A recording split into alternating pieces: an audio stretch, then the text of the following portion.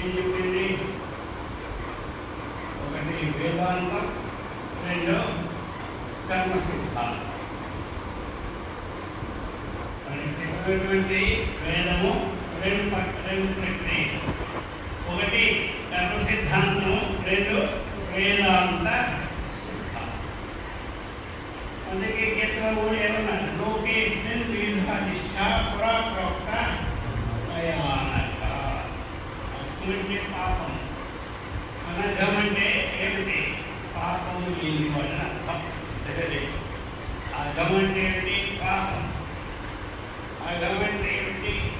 వ్యర్థం. అందుచేత అఘం పాపం, నా అఘం అనఘ. అందుచేత ఏ అనఘ ఉత్తర తెలంగాణలో రాజ్యం వచ్చేస్తుంది అనఘ. అందుచే లోకేస్మిన్ వివిధానిష్ట. అస్మిన్ లోకే రెండు నిష్టలు ఉన్నాయి. ఒకటి కర్మనిష్ట, రెండవది ధర్మనిష్ట. అంటే ఏమిటి? ధర్మనిష్ట అని అర్థం. ధర్మనిష్ట అంటే ధర్మనిష్ట. మరి వేదాంతం అంటే ఏమిటి? ఆత్మనిష్ట. ధర్మనిష్ట, ఇంకోటి ఆత్మనిష్ట. ఈ రెండు నిష్టల్లో మనకు అవసరం. ధర్మనిష్ట అనేటువంటిది మన జీవితాంతం ఆచరించవలసినటువంటిదే ధర్మం. ధర్మనిష్ట అంటే ఎవరికి అన్యాయం చేయకుండా ఉండడం ధర్మం.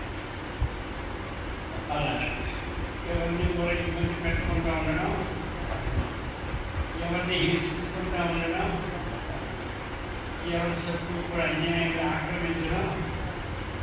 ఆక్రమించుకుంటూ ఉండడం, ఆక్రమిస్తే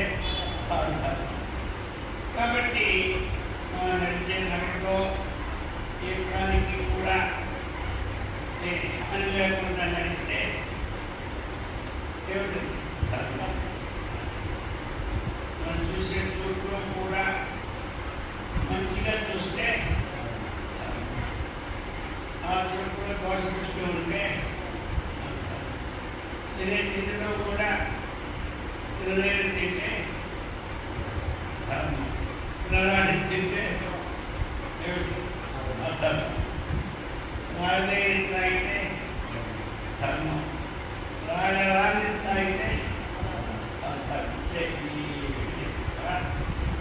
గదుల్లో వెళ్ళాలిగో ధర్మాన్ని మనం భగవద్గీతలో ఉన్నటువంటి విషయాలు, ఇది ధర్మాలు. భగవద్గీతలో ఉన్న విషయాలు బ్రహ్మనిష్ఠకి సంబంధం ఉన్నాయి, ధర్మనిష్ఠకి సంబంధం ఉన్నాయి. ఒక గ్రంథంలో మనం ఏమి ఉండాలి? ఫండమెంటల్ గ్రంథం అన్ని చూడకపోయినా, ఎన్ని చూసినా ఒకటి భగవద్గీత గుణాలన్నీ ధర్మాలు. ఇంట్లో చెడు గుణాలు ఉన్నాయంటే అధర్మ బుద్ధి అవుతుంది. మంచి గుణాలు ఉన్నాయంటే ధర్మ బుద్ధి అవుతుంది. అది ఇది అయిపోయింది. కాబట్టి ఇక బ్రహ్మనిష్ట చెప్పింది. బ్రహ్మనిష్ట అంటే ఏమిటి? బ్రహ్మమునందు ఉండడమే బ్రహ్మనిష్ట. ధర్మాన్ని ఆచరించడమే ధర్మనిష్ట. అంటే బ్రహ్మముని తెలుసుకోవడమే బ్రహ్మనిష్ట. తెలుసుకున్న తర్వాత ఏం చేయాలి? ఆ పరబ్రహ్మము నేను అని భావించడమే బ్రహ్మనిష్ట. బ్రహ్మనిష్ట అంటే బ్రహ్మాన్ని ముందు ధర్మాన్ని తెలుసుకున్నాను. ఈ ధర్మము, ఇది అధర్మము. అలాగే బ్రహ్మాన్ని తెలుసుకున్నాను. ఎలాగే తెలుసుకుంటున్నాము బ్రహ్మాన్ని మనం అంటే? బ్రహ్మము ఉంటే ఈ జగత్తు, బ్రహ్మం నుండి ఈ జగత్తు, ఆ బ్రహ్మము జగత్తు యొక్క ప్రతి అణువులోనూ ఉన్నదని తెలుసుకోవాలి. మట్టి నుంచి పుట్టినకుండలో మట్టి ప్రతి అణువులోనూ, ఆ కుండ తాలూకు ప్రతి అణువులోనే ఉంటుంది, మట్టే ఉంటుంది. బంగారు నుంచి పుట్టిన వస్తువులో, ఆ వస్తువులో ప్రతి అణువులోనూ ఎలా మొదలు పెట్టే ఉంటుంది,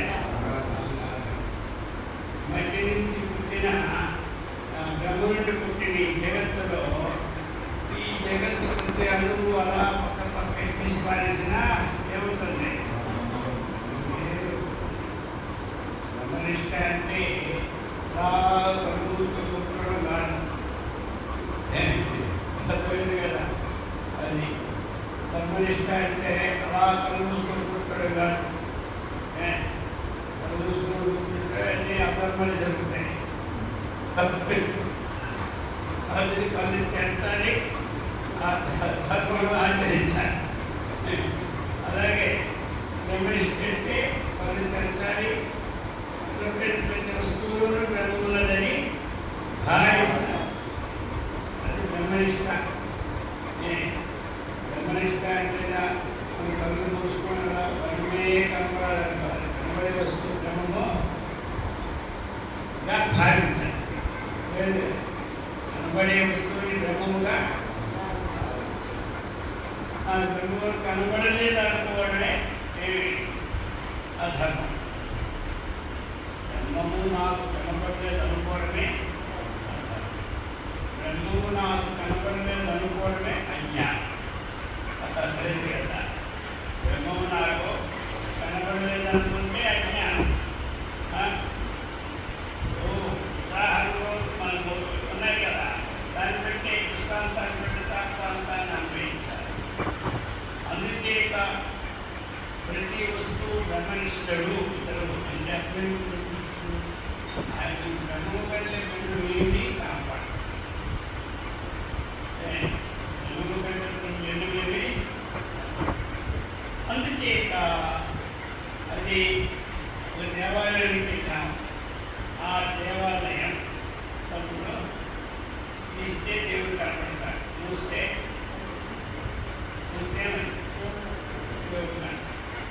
తలుపులే కనపడతాడు. బాగా తెలియదు తలుపులోని బ్రహ్మను భావిస్తాడు. మనల్ని తెచ్చుకోవడం ఏంటి? తెచ్చుకున్న తర్వాత కొంతకాలం పోయిన బ్రహ్మనిష్ట ఉంటాను అనుకోవడం కాదు. మాత్రం వేసుకున్నారా? మీకు ఆరోగ్యం ఇప్పుడు వచ్చిన మాత్రం వేసుకుంటే ఉంటుంది. అంటే తగ్గిపోతుంది. ఆపరేషన్ చేసిన పని సక్సెస్ఫుల్ అయిపోతున్నాయి ప్రతి వారికి.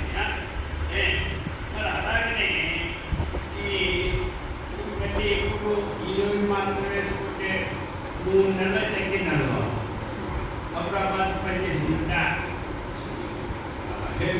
అవన్నీ కానీ అది ఎలాగ వ్యక్తి కూడా ఈ నేర్చుకోవడం ఒకసారి, మళ్ళీ బ్రహ్మనిష్ట చేసేది ఇంకొకసారి. ఇంట్లో ఉంటున్నప్పుడే ఇదంతా పరబ్రహ్మ భావము అందరికీ వచ్చేయాలి. దీనికోసం వేదాంతం చదివితే సంస్కృతం రాలేదు అన్న భావమే అక్కడ. అది లేదు కదా, నాకు పెద్ద భాష్యాలు రాలేదు, అంత చదువు చదివితే కదా నాకు బ్రహ్మజ్ఞానం దొరుకుతుంది అన్నమాటేమి. పై చదువులన్నీ అంత చదువు చదివితేనే దాని విలువ. మనకి అంత చదువు అవసరం లేదు. దీనికి చదువుకోండి. ఆయన వల్ల రాబేంద్ర చెంత దాంట్లో దగ్గరికి చదువు వచ్చిన వారు వెళ్ళినా చదువు రాని వారు వెళ్ళినా ఆ మాత్రం ఇద్దరికి పని చేస్తుందా లేదా? ఇది అంతే కదా. మనము వారు చదువుకోని వారికి అదే ఇస్తారు, చదువుతున్న వారికి అదే ఇస్తారు. ఇద్దరు వేసుకుంటారు, ఇద్దరికి ఏమైపోయింది. అలాగనే ఇక్కడ చదువు వచ్చినా చదువు రాకపోయినా సంబంధం. చదువు వచ్చాడా చక్కగా వారి ప్రవచనం చక్కగా చెప్పగలరు బాగా. చదువు రాలేదా బ్రహ్మనిష్ట నుంచి దిగిపోరు. లేదా బ్రహ్మనిష్టగా ఇంకా భావించడం కోసం ఎక్కడ లేని ప్రవచనం మీరే చెప్పిస్తాం కదా. చదువు రాని వాడు అని దిగులు చెందకపోతారు కదా. వారి రోజు పక్షులకి ఎవరు ఆడలేకపోయినామన్నారు అంతే కదా. కొండపై కోకిలమ్మకి ఎవడు పాట ఎవరు పాట లేదు. అది స్వభావంగానే మనం ఏది నేర్చుకోవాలి. చదువులు వచ్చేప్పటికైతే చేతిలో ఎవరు స్వభావం. మనము పైకి ఎగరాలంటే కొన్ని శక్తులు పొందాలి. ఇక్కడి నుంచి దూరం లేవాలంటే కొన్ని ధ్యానాలు చేసుకొని ఆ పైకి లేవాలి. అలాగే నదిలో మనం కూర్చొని అలా మటనేసి కూర్చోడంటే అంత విచిత్రంగా పొంగేం చేస్తాడు. ఆ నది మీదే అలా దాన్ని ఎవరు ఆశ్చర్యంగా ఉంటుంది. మన మగవాడు ఒక్కరి వేసి కూర్చోడు ఒక ముఖ్యించి నది మీద అబ్బో ఎంతమంది చూస్తూనే పడుకుంటారనమాట. అది అలాగా అవి స్వభావ సిద్ధంగానే మన ఆకాశంలో పక్షులు ఉంటుందంటే అది అలాగా కదా స్వభావం. మనకి ఈ బ్రహ్మనిష్ఠకి ఏంటి కష్టం లేదు. మనకేం కష్టం చెప్పండి? బ్రహ్మనిష్ఠ చేసి ఇంటి నుంచి పైకి ఎక్కుమని చెప్పారు ఎవరైనా? భార్యామో భర్త చూడకూడదు, భర్తలో భార్య చూడకూడదు చెప్పారా? డబ్బులు గడిచిపోతే చెప్పారా? గడిచిన డబ్బుల్లా దానం చేస్తేనే బ్రహ్మనిష్ఠ వస్తుంది ఎవరు చెప్పాడు.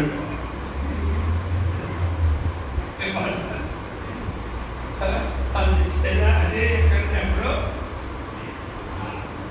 ఎంత చేయ ప్రతి వస్తువులోనూ బ్రహ్మాన్ని చూడటం నేర్చుకోవాలి. అదే బ్రహ్మనిష్ఠ కదా. అది అందుకనే ఆ ధ్యానం మన కళ చెట్లు పుట్టలు చెట్లుగా కనపడతాయి, మనుషులుగా కనపడతారు. ఎప్పుడైతే మన భావన మారిందో అంతా ఎలా కనపడుతుంది? అది అభ్యాసం చేయాలి. మనం ఇప్పుడే పట్టుకున్నాము, ఇది బ్రహ్మం అనుకోవాలి. తర్వాత అనుకోవాలి. తర్వాత చిన్నప్పుడు పలక పాడవ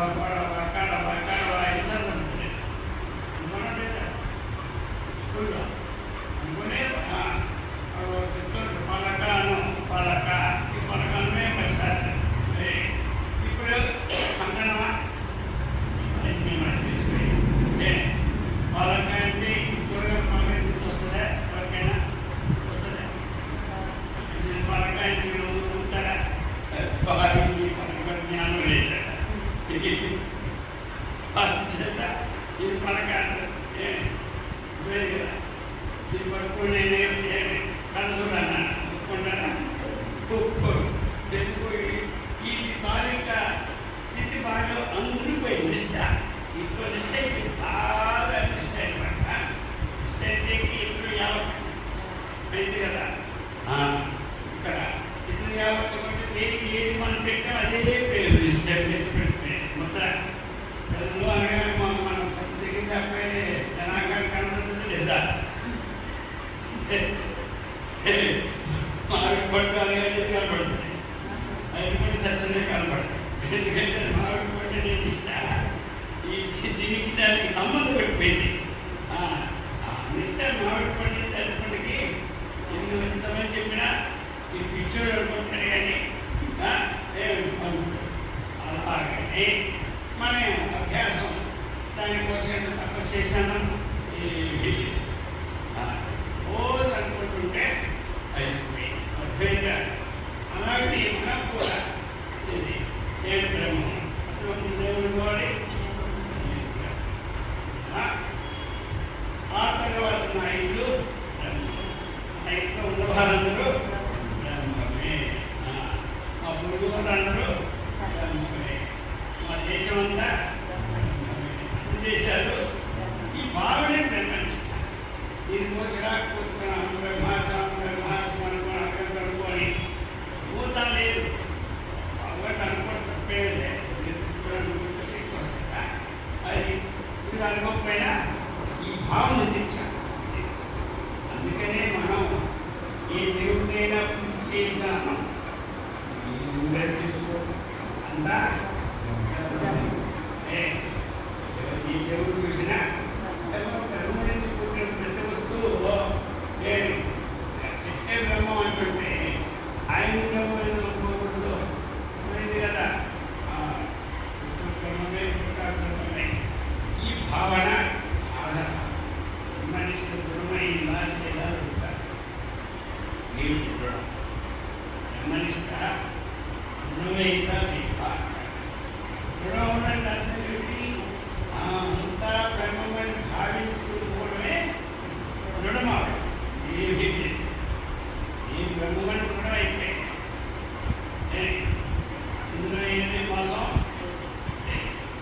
కానీ అంతా బ్రహ్మమని దాంట్లోనే దృఢం కావాలి. వింటున్నప్పుడు నేను బ్రహ్మమని అందరికీ దృఢమే. చుట్టూ పెట్టుకున్నడే ఉంటుంది. ఇప్పుడు కనబడిన ప్రతి బ్రహ్మమని దాంట్లో దృఢత్వం అది బ్రహ్మమైపోతే బ్రహ్మానికి మనకి ఆ బ్రహ్మమూర్తి ఒక్కటే తేడా ఉండద్దా? ఏమి తేడా? ప్రపంచంలో ధనవంతుడికి ధనహీనుడికి తేడా ఉంటుంది. ప్రపంచంలో పదవి గలవాడికి పదవి వాడికి తేడా ఉంటుంది. కానీ ఏమి బ్రహ్మమనే దృష్టికి తేడా ఏమి? అది విద్యామయ సంపన్నే బ్రాహ్మణే గర్భస్థిని సునిచైవ స్వపాకే చ పండిత సమదర్శన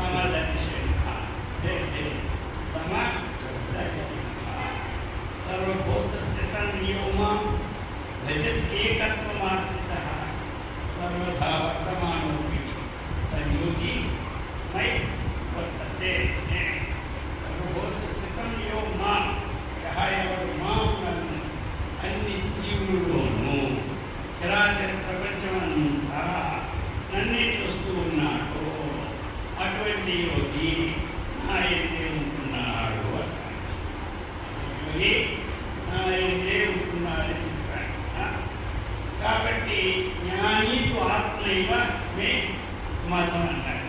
జ్ఞాని అనేది అంతటా బ్రహ్మం చూసిన జ్ఞాని, అతడు నేను ఒక్కటి. జ్ఞానీకు ఆత్మైవ మే మతం అన్నాడు. ఆత్మ జిజ్ఞాసురర్థార్థి జ్ఞాని చ భరతర్షభ జ్ఞాని త్వాత్మైవ మే అన్నాడు. అందుచేత మరి పరమాత్మ జ్ఞానం తెలియనంత వరకు దేవుడు వేరు, నేను ఇది ఈ నేను దేవుడు వేరు నేను వేరే కొన్ని కోట్ల జన్మలు గడిచిపోతాయి. అర్థమైందా? ఈ భావం లేని వారికే శతకోటి జన్మ సుకృతి అన్నారు. అంతే కానీ దీనికి మళ్ళీ 100 కోట్ల జన్మలు ఏమి ఇతేనే వస్తుందన్నమాటేమి. కొన్ని 84 లక్షల జీవరాశులు పుట్టినే మరి మానవ జన్మ. అదే దానికి సంబంధమే మనకి ఎత్తాలైనటువంటి నీవే మనం చేసే పాపని కర్మల వల్ల కిందకి పైకి పోతాం కానీ ఇంకోటి కాదు. కాబట్టి ఈ బ్రహ్మజ్ఞానం మనం ఎప్పుడు భావిస్తే ఈ భావించిన వస్తువులు అభివృద్ధి పెట్టుకుంటే చాలా కొన్నాళ్ళు అలవాటు అయిపోయిందంటే పెట్టుకోవడం పని కూడా లేదు. అర్థమైంది కదా? అలవాటు అయిపోయినప్పుడు పెట్టుకుని పని కూడా ఆటోమేటిక్ కొడుగా తెలుసుకుంటా. మాకు చూసాము. అది ఇప్పుడు పని చెప్పాలంటే ముందు అక్కడ పండు అక్కడ ఉంటుంటే కనబడదు. అది మనం కోసం చూస్తే ఉంది. గురుపతి తెలుసుకోవాలి. వాసన చూడగానే గురుపతి అని తెలుసుకోవాలి. అర్థమైంది కదా? అలాగని ఎలాగైతే అది మనకి తెలుస్తూ ఉన్నదో దాన్ని ఇస్తూ ఉన్నప్పుడు అలాగే ప్రతి వస్తువు పరబ్రహ్మం కంటే భిన్నమో దాన్ని భావన చేసుకోవాలి. మీరు ఏం చేస్తారు? గరి పట్టుకున్నారు. గట్టి రావాలి ఇక్కడే అందులోనే నేనే ఈ గరి పెట్టుకోవాలా కావాలా ప్రశ్న. అది బ్రహ్మం అనుకోవాలి. నీళ్ళు పెట్టారు కుండ బ్రహ్మం ఉన్నా కాదా? బియ్యం వేసారా? నీళ్ళు బ్రహ్మం ఉన్నా కాదా? ఇది రావాలి. ఎక్కడో కూర్చొని 4 గంటలు విజ్ఞానం చేస్తేనే వస్తుందని కాదు, చెయ్యాలి. స్థిరమైందాక చెయ్యాలి. స్థిరమైన తర్వాత ఏం చేయాలి? ప్రతి వస్తువులోనూ పరబ్రహ్మతత్వాన్ని అభ్యాసం చేసుకుంటే అది అపరోక్ష జ్ఞానం అంటారు, దృఢాపరోక్ష జ్ఞానము అంటారు. ఏమంటారు? దృఢాపరోక్ష జ్ఞానము అంటే ప్రతి వస్తువునందు పరబ్రహ్మమే అన్న దృష్టి ఉండడమే దృఢాపరోక్ష జ్ఞానం. ప్రతి వస్తువు పరబ్రహ్మం కంటే భిన్నం కాదనుకోవడమే దృఢాపరోక్ష జ్ఞానం. అటువంటి అనుభూతిని ఏమంటారు? అపరోక్షానుభూతి. ఏమి అపరోక్షానుభూతి? ఏది కూడా పరబ్రహ్మమే అన్న భావం రావడమే అది అనుభూతి. మామూలు వస్తువుల్లో తింటే దాని చక్కగా మనకి అవగతమై దాన్ని చేరుకొస్తే ఏమైంది? దాని అనుభూతి మనకు కలిగినట్టు భావిస్తాం. అర్థమైంది కదా? అలాగనే ఈ ప్రపంచమంతా మనకి భావన వస్తే దాన్ని ఏమంటాం? దృఢాపరోక్షాను. కాబట్టి అపరోక్షము అంటే ప్రత్యక్షం. అపరోక్షం అంటే పరోక్షము అంటే మనకు కనబడకుండా ఉండే వస్తువుని ఏమంటారు? పరోక్షం. మనకు కనబడే వస్తువుని ఏమంటారు? అపరోక్షము లేదా ప్రత్యక్షం. కాబట్టి ఇది మనకి మరి బ్రహ్మము పరోక్షమా అపరోక్షమా అని విచారం.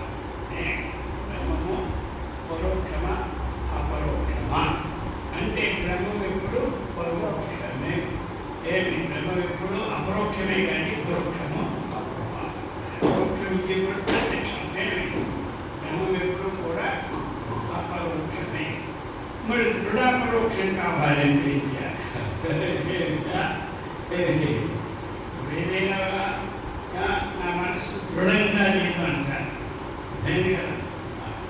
దృఢంగా లేదంటే ఒక వాక్యాన్ని అనేక సార్లు మనం భావన చేసి మనసులో స్థిరంగా కూర్చో వాక్యం పెట్టుకోకపోతే దాన్ని ఏమంటారు? మనసు దృఢం లేదంటారు. ఒకే వాక్యాన్ని బాగా మననం చేసి అది తప్పు లేక తర్వాత సంగతి అయింది కదా. అబద్ధం సుబద్ధం తర్వాత సంగతి. ఏదో ఒక వాక్యాన్ని మననం చేసి నేను ఈ విషయానికి మారను అంటే ఏమైపోయింది? దృఢమైన మనసే. అర్థమైతే తర్వాత మంచి చెడు చూసుకున్నాం. ఏమంటారు? మంచిది కాదని చెప్పింది వదులుతాం. అందుకే భావన చేయమే ఏమి నా మనసు స్థిరంగా లేదంటారు. స్థిరం ఎప్పుడు వస్తుంది? స్థిరం ఉన్నటువంటిది విచారణ చేసి ఏది స్థిరం లేదు, దేని మీద స్థిరం, ఇంటి మీద స్థిరం లేదా, ఇంట్లో మనుషుల మీద స్థిరం లేదా, నీ మనసుకు స్థిరం లేదా, నీకే వస్తువు మీద స్థిరం లేదా విచారణ చేయాలి కదా. అది చూసుకోవాలి. విచారణ చేసి నాకు ధర్మబద్ధమైన విషయాన్ని నేను ఆచరిస్తూ ఉన్నా, 10 మంది నన్ను అంటున్నారు కాబట్టి నా మనసు స్థిరంగా లేదంటారు. ఆచరణ అన్నటువంటిది అనారంటే పాపవశాత్తు మనకి ఉంటుందన్నమాట. ఆ మాట అవి సామాన్యంగా అక్కడ ఎలా చేస్తున్నా మాటి మాటికి విని స్థిరం పెట్టుకుంటాము. అలాగే ఈ సమస్త ప్రపంచం పరబ్రహ్మం కంటే భావము ఒకటి. ప్రతి వస్తువులోనూ మేమి పరబ్రహ్మం చూడటము ఇది కూడా అపరోక్ష. నిష్టలో ఒకటి మనకి నిష్ట, కర్మనిష్ట. అదే ధర్మనిష్ట. ఆ ధర్మమా ఇది అధర్మమా అని తెలుసుకోవడానికి పెద్దల వాక్యాలు శాస్త్రం. ఇది బ్రహ్మము, ఇది అంతా పరబ్రహ్మము అనడానికి ఉపనిషత్తు వాక్యాలు, భగవద్గీత వాక్యాలు ఇవి అనమాట. అందుచేత మరి రెండింటినీ మనందరికీ కూడా మంచి చక్కగా భగవంతుని ఇచ్చి చక్కగా సత్కర్మించడం, భగవద్భక్తిని, ఆత్మజ్ఞాన సంపత్తిని, ఆయురారోగ్య కళేశ్వర్యాన్ని సదా రక్షించుగాక.